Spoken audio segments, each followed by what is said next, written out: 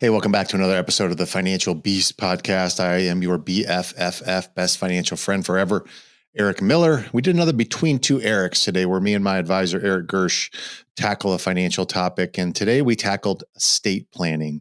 Now, I know this sounds boring. It's an area that a lot of people really don't confront and don't get the basic documents that they need to make sure if something happens to them or they become incapacitated, that they have the right plan in so that their family and their business and their finances are taken care of. So we tackled this. We go over every document that you need and why. And I think it was really informative. I thought it was really good. And I think you'll enjoy it. As always, make sure that you talk with a legal professional to get your estate plan done. But I think you'll find it very valuable. So as always, please like, share, subscribe to the podcast, write us a review, give us some feedback so we know how we're doing out there for you. And if you are in need of financial help, do not hesitate to go to Econologics.com and schedule an intro call with us. Okay, see you on the next podcast. You wanted to talk about estate planning today. Yes, I know it's a topic that... Why did you decide to bore the hell out of everybody today for? Well, I have a client that I was talking to recently who has young children, and they have all their basic documents, but I noticed that they did not have a trust, which leaves open, I should say, quite a few risk factors, whether, the parents pass away today or they pass away 20 years from now. There's risk factors to both, huge risk factors. So that's kind of what spurred the thought to talk about some of the basics. So, all right, good. So I think to get into it, let's just define maybe estate planning in general.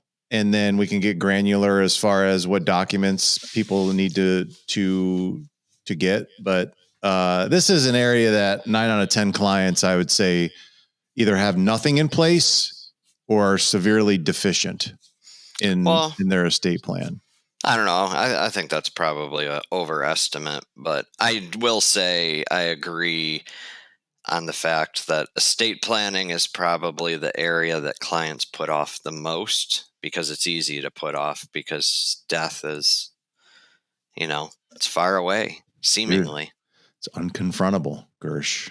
But it could be here 10 minutes from now. Well, if you listen to Reddit like you do, then it's probably true. Yeah.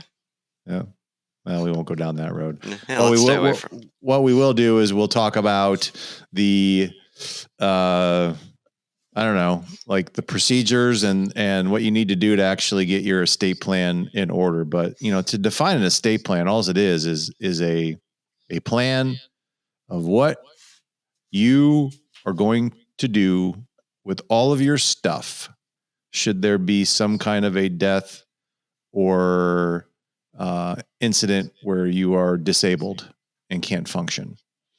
Incapacitated. Incapacitated is the word. So you need to make sure that there is a plan that your stuff is going to go to who you want it to go to and not what the state dictates. Yep. And the vast majority of people, now maybe not some of our clients have gotten some basics in, but I'd say the vast majority of people don't have the basic documents that would. No, most people don't. That would be included in an estate plan and why. So, and I think it should also be mentioned that estate planning is an area that we refer out. We're not attorneys. We don't obviously give legal advice, but it's just an area that we're here to educate on, but it's not something that we can do for you. True that. Great disclosure, Gersh. You must have been actually paying attention to the compliance meeting that we just did. Lightly. I'll give you semi credit for that one. He's correct. We are not attorneys. We're not giving any legal or accounting advice ever, never. But obviously we've been being in this industry. We've seen like what needs to be done in order to facilitate you having this area protected. So you don't have to have attention and worry about it. Quite frankly, I think once you get it done, I don't know, people feel a lot better. Like they've actually taken responsibility for, absolutely. something happened. There is a sense of relief that you have when you get all these documents in place. So why don't we just start with the first one? The will. So if you die without a will, you know what happens? Yeah, it's called an intestate, right? Yep, intestate. So there's two types of assets. There's beneficiary designated assets, which is like life insurance, annuities, 401ks, IRAs. They're things that you set a defined beneficiary on. Mhm. Whether you have a will or not, those assets are going to go to whoever they're titled to go to. The will covers the rest of stuff that doesn't have a beneficiary, like your bank account, your car, your jewelry, your maybe you have like an individual brokerage account. It covers all the assets that you don't set a beneficiary on. Mm-hmm. So if you have a will, those assets, of course, are going to go to who you dictate. If you don't have a will, those assets are going to go to whatever state law says is the breakout. Right. So there's a part of the judicial system called the probate court. And that is the part of our legal system that determines where assets are going to go. And when someone dies, a probate court opens. And the first thing that the judge is going to ask for this particular case is the will. Yep. And that's what opens up the probate court. And, obviously if you have a will that's been, updated and current and, is in good standing and done right, then that will help guide the judge in deciding where the assets are going to go. Probate court is something that I think people mostly want to avoid. Oh, yeah. Because of the time that it takes and the cost. Because attorneys generally are going to make anywhere between, 3 and 5%, if not more. Yeah, that's probably pretty fair. On all the assets that need to go through the probate court. Now, Gersch talked about earlier the assets that bypass that, which is great. But, the vast majority of people, their wealth is in like their business, their real estate. And unless you set them up correctly, those things would go through probate. Yeah, those are generally assets that are going to go through probate for the vast majority of people. Yeah. So, okay, good. So that's the will dictate to guardians. If you have minor kids, it's also going to lay out who the guardians of the kids are going to be. So that's another reason why you would absolutely positively want to have a will. And if you don't have a will, and you have minor kids and you die, you and your husband die in a car crash and your kids are left without parents, they actually are going to be wards of the state to begin with. Yeah. And then the judge until the court dictates. Yeah. The court has to dictate whether or not who's going to be the guardian. Okay. Yep. Because you didn't have anything written down. So if you love your kids, get a will. So yep. that, so that whoever you want to have guard them and raise them at that point in time, you name them. It's really important that you do that. Okay. I think we've killed that one. What's the next one? Let's do power of attorney for financial and legal matters. I mean, that one, this one's relatively self-explanatory. It's definitely not the most exciting, but what's power of attorney? What's power of attorney mean? This is going to cover you if you're alive. Mm-hmm. Like let's say you're in a coma. Power of attorney gives another person the right to make decisions on your behalf. So in this case, financial and legal decisions. Mm-hmm. Why is that important? I mean, myriad of reasons. Financially, let's say you're the person who handles all the bills and your spouse doesn't know your login. Well, if they don't have a power of attorney, they're going to have a hard time getting that login. But if they have it, they can call up and obtain it. So it just, yeah, I mean, it lets somebody act on your behalf in a financial and legal capacity. Yeah. And you can see why that would be important because, I mean, banks still going to want their mortgage paid every single month. And, just because you're incapacitated doesn't mean that, creditors aren't going to want the bills paid and, utilities and everything else. All that stuff's got to get paid. Yeah. Life doesn't stop. No, you got to make sure that there's some mechanism in place of someone that can do that. And, so, I mean, I think in a lot of cases, who do you see as people designated as their power of attorney? Spouse 95% of the time. Yeah, I would say that. And if you don't have a spouse, then maybe a parent, brother, a sister, brother, a parent. Yeah. And just someone that you semi trust. Yeah, of course. They're going to have access to all your money. It's actually going to be a little bit more than that. You actually have to trust them a lot.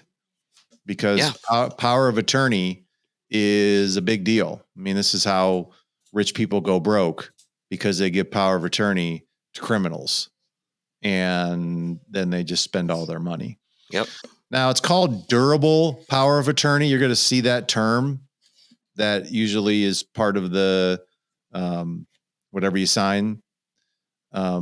Durable simply means that it's only inexistent. They only have power of attorney while you are incapacitated. Yeah, it's temporary. It's temporary. So they don't have it before, they don't have it after. Only while you're incapacitated. Yep. Do they have the power of attorney? Okay. So great. I got a will. And then on the will, of course, I also forgot to mention you have to designate an executor to the will. Oh, yeah. Yep. So again, that's got to be a person that you feel you trust and is competent. A lot. Yeah. And somebody who's smart. Yeah. Yeah. That can problem solve. That can, problem solve and make tough decisions. For sure. So that you have the durable power of attorney for financial matters. What's the next? Let's do the healthcare proxy. Oh, great. What's this one? Which is basically the same thing as durable power of attorney for financial and legal matters, only now we're talking about healthcare matters. Mm-hmm. Who is going to make healthcare decisions? Who's going to decide whether or not to pull the plug? I think, is that one or is that the living will? No, that's the directive. That's a healthcare directive. Yeah. But you're right. The power of attorney for healthcare, they do have power over your health at that point in time. Yeah, you hear it called power of attorney for healthcare proxy, healthcare directive. There's a few names for it, but ultimately they're all, who's going to make those decisions for you?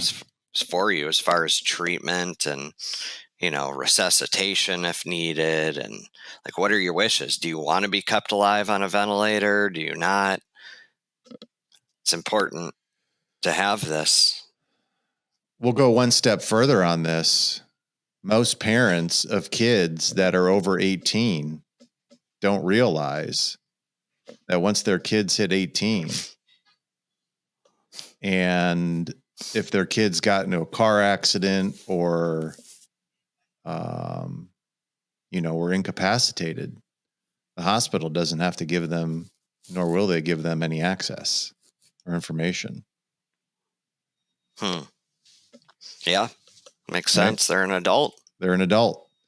So I would highly recommend that if you have kids to make sure that they have this healthcare proxy directive, healthcare power of attorney, and make sure that they name you if they want to. I'm sure they would, because otherwise, no one's going to make decisions for them.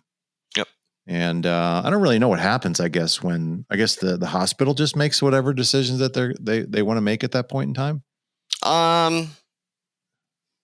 There's state law as far as who's next of kin, and it's up to them. Yeah.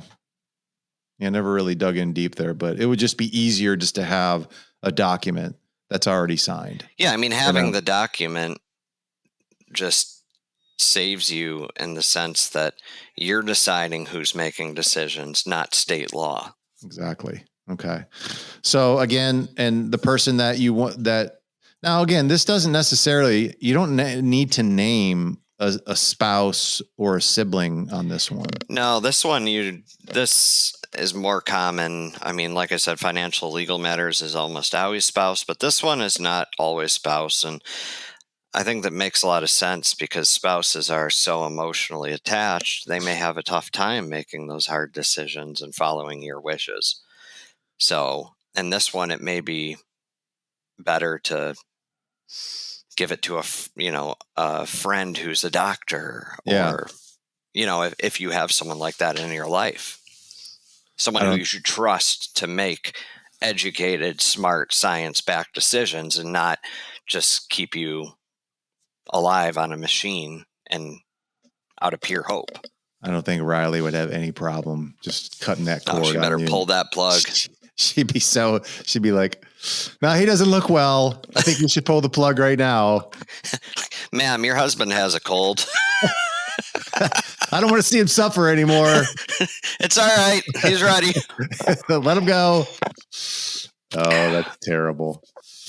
Yeah. So I think you're right. I think you can name someone that is, has some medical background of some sort and who can look at the data and really, make an informed decision on that. Yep. Okay. So there's, what's the next one? I think living will. Yeah. Living will. What's this do? I'm going to let you define this one. This is the one that I'm least familiar with, if I'm honest. It's just what the directive of end of life. Okay. So it would basically direct the medical institution of your wishes for end of life. Okay. So obviously there has to be some things in place where you can't do certain things, or you're not functioning, you're no brain waves, or, you're in a vegetative state or something like that, or you're being left alive. You're being kept alive artificially in some capacity. Okay. What are your wishes on that? Do you want them to, keep you alive? Do you want them to pump you full of stuff? Do you want them to, electric shock you, all that stuff, or not? So you have to give directives to that. And I think that's exactly what the living will. There's a lot of overlap between a living will and a power of attorney for healthcare, but the difference between the two, I just Googled this because I wasn't sure, but a living will only takes effect after you have been diagnosed as terminally ill or permanently unconscious, whereas the POA for healthcare applies at all times that you cannot make your own healthcare decisions, including times of temporary limited capacity. Okay. Still not sure I'm clear on that. But so we'll let somebody's attorney explain it to that one. I mean, I can kind of conceptualize the difference, but I'm struggling to think of how to explain it. Yeah. Again, you want to make sure that you deal with an attorney that specializes in estate plans or estate when doing this. You don't want to go to a business attorney or some family friend that, I can draw up these documents. Yep. Pay a little bit of money. It's not overly expensive. I've seen people pay anywhere between, $1,500 to $5,000, that's what I was going to say, about 2 to 5 for these kinds of documents and such. So it's not a huge expense. If you're a practice owner, it's certainly worth the money to do this, especially because you tend to have a little bit more than most people do, and more complexities. You got business, you got business entities, you got all kinds of things. So I would definitely recommend that. But okay, good. So then we have our will, we have our power of attorney for financial and legal matters, we have our end of life of what we want to do when we can't, function. What else? Well, I think the last one here is trusts. Okay. And I mean, there's two broad categories of trusts. You have revocable trusts Mm-hmm. and irrevocable trusts. And there's many kinds of both. We don't need to go through 100 different kinds of trusts, but there's Nope. two types, revocable, irrevocable. Mm-hmm. And what the difference is with a revocable trust, you can move assets in and out of it. You can change terms. Everything's revocable. Irrevocable is the opposite, right? Mm-hmm. Once it's set, once it's in there, it's never coming out. Yep. So a trust is something that you create. You're going to hear some terms when you create a trust. And there's really three parties to a trust. This is just a legal document that an attorney draws up. Yep. Like you can't do this on your own. An attorney actually is an actual legal document. There's a person called the grantor. That's the person who creates the trust or basically grants it into existence. Yep. Okay. Every trust has a beneficiary of that trust who's eventually going to get the benefit of the money. Yep. And then you have what's called a trustee, who is the person that's responsible for managing the assets of the trust. Yep. Okay. So, and again, I guess in some cases you could be all three. But most of the time you're going to name beneficiaries to the trust. Yep. For most people, it's their kids that they're going to name as beneficiary. Yep. And the trustee, again, is going to be someone that you trust. Now, it doesn't have to be a family member. It doesn't have to be a sibling. It doesn't have to be, it can be, you can actually hire like professional companies, banks. Oh yeah. Like Fidelity, Vanguard, Asset Mark, they all have a trust services department. Yeah. So don't think that you're just out in the wind here. If you have one of those dysfunctional families where like Gersch, where there's no one that you trust. That's not true. You got plenty of people in your life you can trust. Yeah, I don't have a dysfunctional family. No, but a lot of people do, and there's a lot of people do. Yeah, yeah. I've seen a lot of people that have really struggle with this one because they're like, "Wow, I don't trust my brother. I don't trust anybody in my family. I don't know who am I going to do this." Don't worry about it. Just you can find a professional. I mean, they're going to charge you a percentage of the assets, but okay, big deal. Yeah, it's better than somebody you don't trust taking care of it all. Yes. Rather pay a sliver. What are the benefits of a trust then? Well, if you have minor kids, right? Mm-hmm. And you and your spouse die, the kids are going to get access to all of the money on the day that they turn age of majority, which for most states is 21. Mm-hmm. So say you have two kids, you guys die, you got $5 million. Once kid A turns 21, they're getting a check for 2.5. Have fun. Obviously, I don't think we need to explain why that's a bad idea. Yep. The other huge benefit of a trust is protection of your assets as far as keeping money in the family. So let's say, you and your spouse die, the money goes to the trust, which I should say, assuming you and your spouse are the grantors of the trust, it would become irrevocable at that point if you're both gone. Mm-hmm. Right? So now the money is locked in the trust and it's going to be dispersed to your beneficiaries, your kids, however you decided. And you can put basically any terms you want. I mean, you can say you can pull out the interest each year. You can take $20,000 to help pay for your wedding. You can, you can put whatever terms you want. You can even put terms on there as far as jobs and careers and marriage, and it's basically a blank slate. Mm-hmm. But anyways, if you die without a trust, you and your spouse, your kid inherits the money. Even if they're responsible with it, If they get married and then get divorced, Oof. you never know what the judge is going to do. Yeah. That, former spouse may take some of the money that you and your spouse worked so hard to accumulate over your whole life. Yes. Now, if you have a trust and the same thing happens, that spouse is not really generally going to get anything because your kid doesn't own the money. Your kid is the beneficiary of the money. Yeah. Key distinction right there. Because the trust is irrevocable. They technically don't own it. They just get a benefit from it. Yep. Yeah. So that's pretty big. That's pretty powerful too. And I think the other thing too is the privacy, because if you don't, and probate court is public, so anybody can see exactly what you had. Oh yeah. Assets that flow through a trust don't have to go through probate either. Yeah. So you save all that money in probate costs and in time too. I mean, it is A to B. Yep.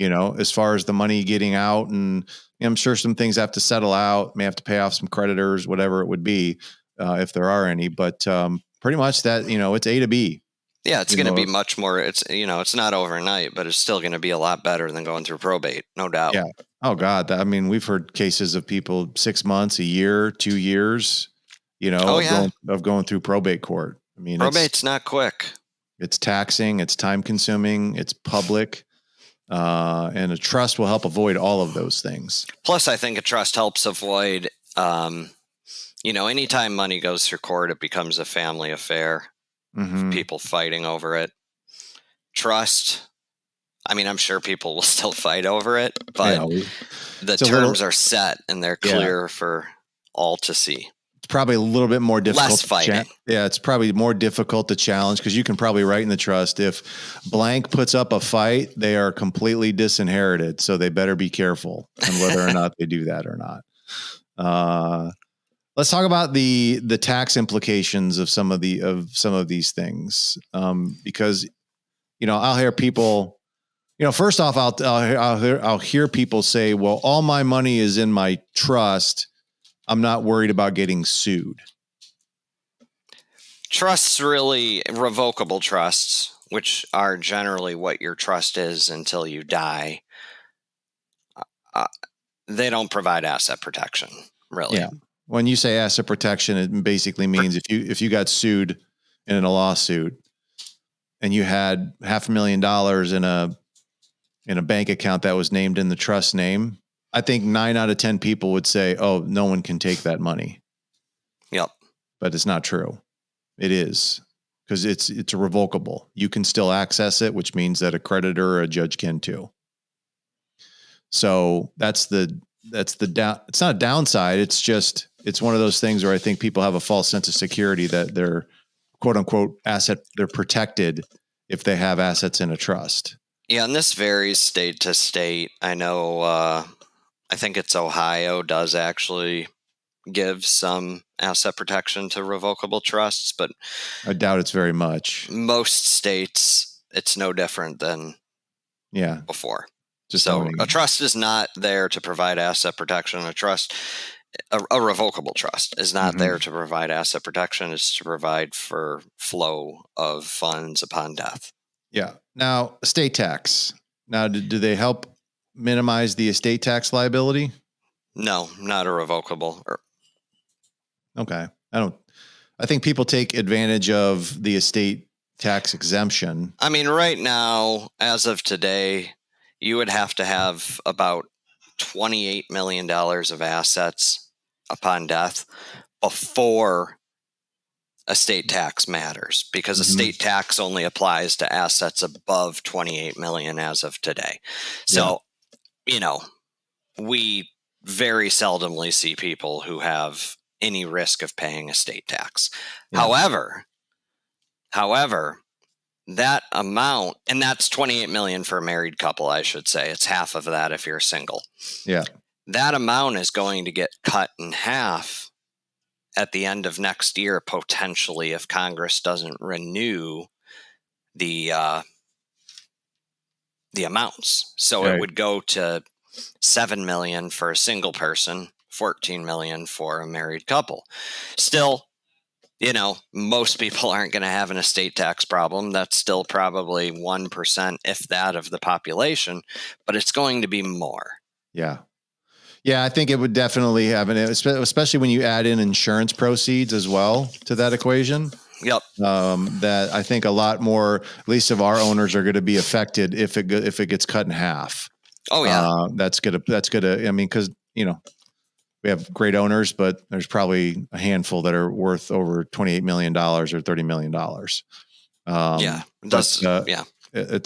But if it's down to like 14 million, that's going to affect a lot of them. Yeah. Now it becomes a couple handfuls. Yeah, for sure.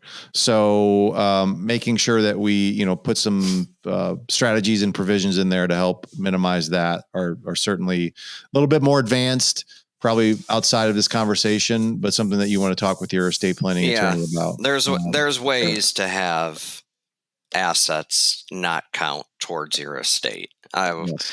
We're not going to get into trying to explain it. That's an attorney thing, but there are ways. Yes, there are. There are always ways, Gersch. There are always ways. The system was built to be manipulated. Exactly. All right. Well, I think we did a good job there for 30 minutes of explaining estate planning right there. Okay, guys. We'll see you guys the next podcast. Be well. Have a great weekend.